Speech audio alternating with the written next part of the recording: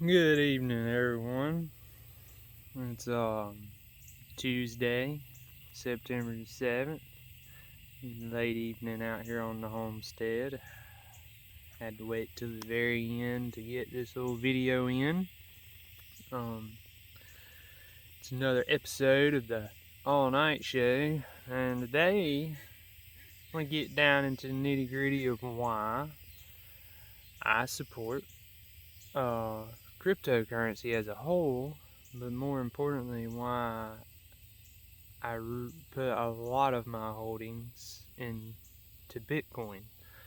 And I wanted to share that perspective because I've made a few posts here and there and try to be open and honest about my decisions. Of course, I'm not going to tell anybody exactly how to get to my assets, but I'll share what I invest in, and if you want to know more about anything that I share, reach out to me. I'll be glad to try to share as much knowledge as I have. One little quick announcement right here in the beginning, talking about sharing knowledge and being open-minded. That is has become my biggest pet peeve. There's a big old, I think that's an owl just lit in the oak tree right up there. It's pretty cool. I don't know where it went. I might get to hear some of his talking here in a minute. He might have some wisdom to share for us. But yeah, if I get told to be open-minded one more time, I might lose my mind. Because I feel like I'm probably one of the most open-minded people around these parts. I seek information, so if you share a perspective with me that opposes it, yes, it's uncomfortable for me to listen, but I will listen. But then I expect you to hear my side of the story and to listen and respect it. Because it's gotten to the point to where just because, I'm an uneducated person, I claim. I do have some education, but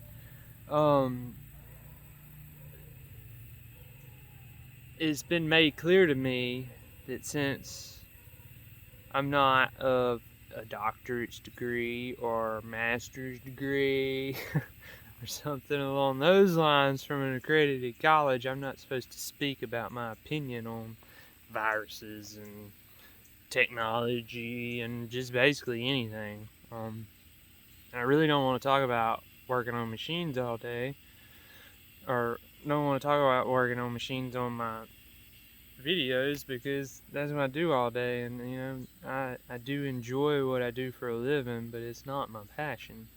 I think ultimately I'm finding out my passion is to teach, to spread what I think are moral values and the right way of doing things.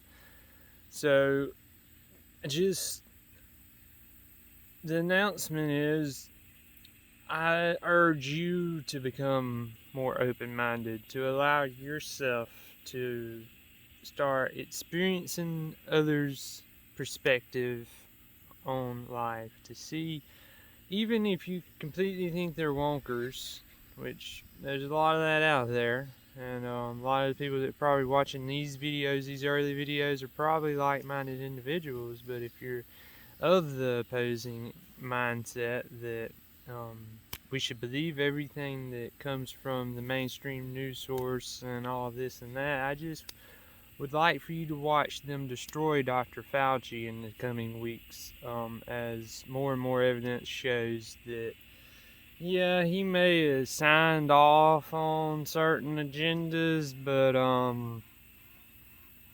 he's basically the man that's going to take the fall for a lot of the things that we've been fighting over. Masking, for instance.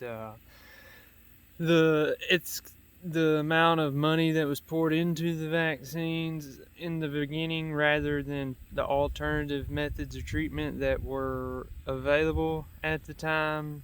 And it kind of states, I don't know the exact wording because I don't care enough to learn the exact wording, but basically something along the lines of, it's not legal for them to release a vaccine if there's any other effective alternative treatments on hand.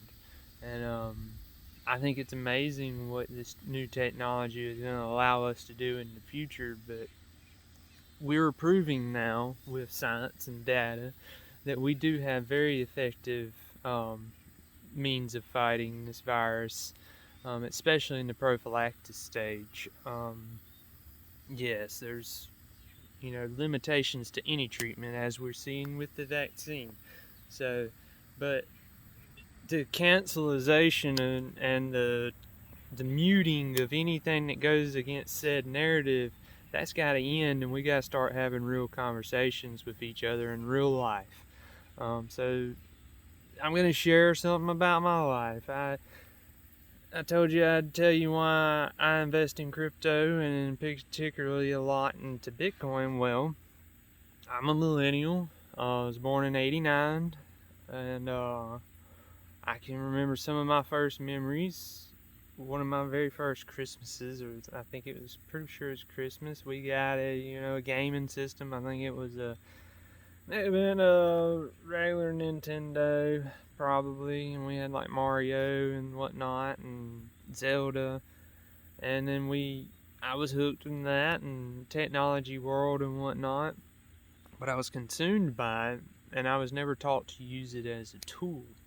And I think I may have shared in my earlier video that whenever I got, dang scooters out here, whenever I got my first paycheck from my first real job, and I seen where they took the taxes out, to be honest, I still don't understand how they get away with it, but I really didn't understand at that point. Now I understand that it is what it is, and I'm not going to change that. But it really hit home to me, and then the older I got, the more successful I became, the more money I made, the more I would see some of that.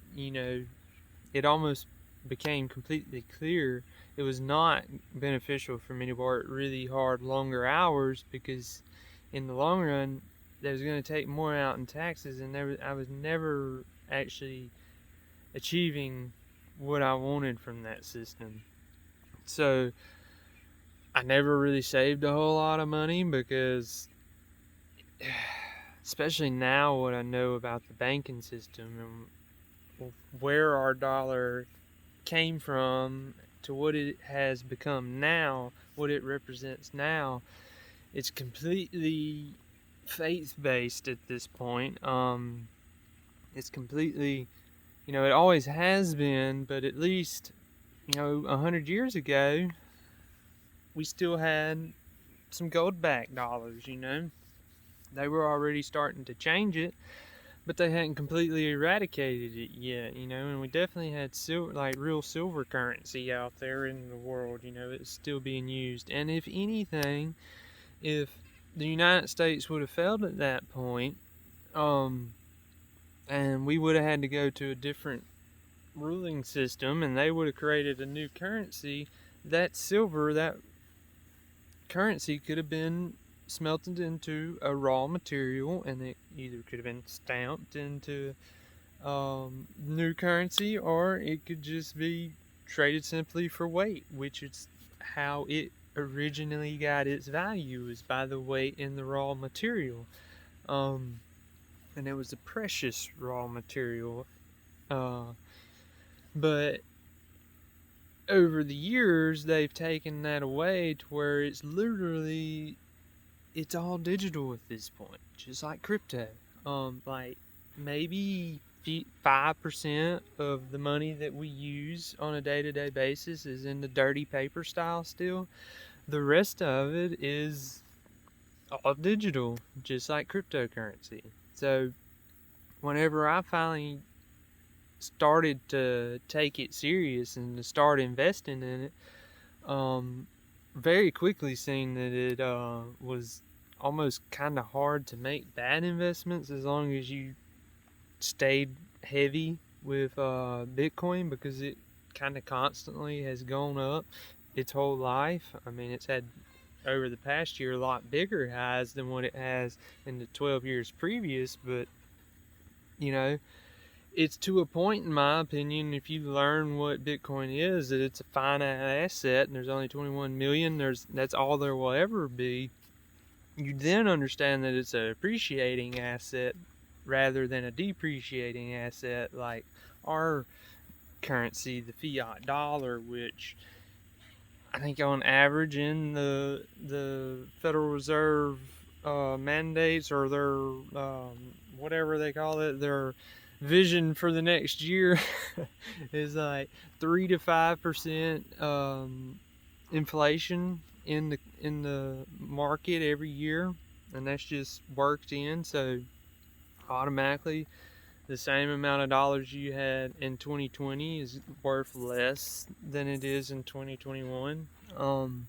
And they can just make that stuff at will. They do. Whenever you go into a bank and you deposit a certain amount of money into that bank, they then get to turn around and multiply that money to other customers. It's a very wicked game. So whenever I found out about crypto and figured out what it was really all about and why it was created, I got really excited, and it's been one of the best decisions I've made. And there's a couple of other ones besides Bitcoin that I look into. But whenever I look into cryptocurrency, I follow the advice of successful people that I listen to, and I actually reach out to people in the space, ask questions on if there's an actual project behind the coin. A lot of these altcoins are worthless and they're all going to die in the near future. So be very skeptical of anything like that. But Bitcoin, you can kind of, I don't know if you want to put the same concept as gold, but Bitcoin is going to be the digital reserve currency of the future, in my opinion, because it was the first. Yes, it's clunky, but there's networks on top of it. Technology has allowed it to be used streamlessly. There's Central, South American countries that are using it to buy coffee on the street. These things are happening, and when you realize that 21 million is all there ever be, I don't know the percentage, I think it's a pretty good bit, 3/4 or more of that supply has already been mined, or it's already in existence. That tends to show you that it's gonna have to keep going up quickly as more and more adoptions come into this space. And I know it's kind of crazy to think about using something that just some legit, it could have been an average guy who's like, Satoshi was either a person or a group of people on a blog site that started up this whole idea. And it was created to get rid of that middleman, that banking system, the thing that's controlled humanity for thousands of years, the ability for one man to control the wealth of another through taxation, through repossession of assets even though the debt had been paid, and maybe paperwork got mixed up. Things happen whenever you allow someone else to take care of your money. But whenever you take your money into your own hands with cryptocurrency, it can be scary, but the rewards, in my opinion, can be phenomenal. And it's the first time in history that the average person has had an opportunity to jump the gun on the system and to get ahead of the system financially. Because they're doing it right now. There's lots of countries out there right now that are passing legislation into existence to allow themselves to start acquiring Bitcoin or crypto as an asset for their country. It's happening. You can start looking into it. It's real. It's not going anywhere. It's kind of like, I kind of remember whenever I was young, they talk about the internet being crazy and it was never going to go anywhere. Well, I think we all know it's here to stay now. And I think you can kind of, at this point, if the mainstream's making fun of something, you should probably look the other direction and start asking some questions on the other side of the fence, because they've got a pretty bad track record. But anyways, guys, that's all I got. Just a little rant on crypto and why I love it. Like I said, if you have any questions, reach out to me. Check out my social. I'm Kyle Knight on most all my socials, or Mission on Float, and I try to keep some constant stream of things that I'm paying attention to on all my socials. That way you'll kind of get an idea of who I am and what I think about. Because I don't really think I'm that crazy. I'm just a guy that likes to look into a lot of things, and I actually like to form my own opinion rather than listen to someone else's opinion.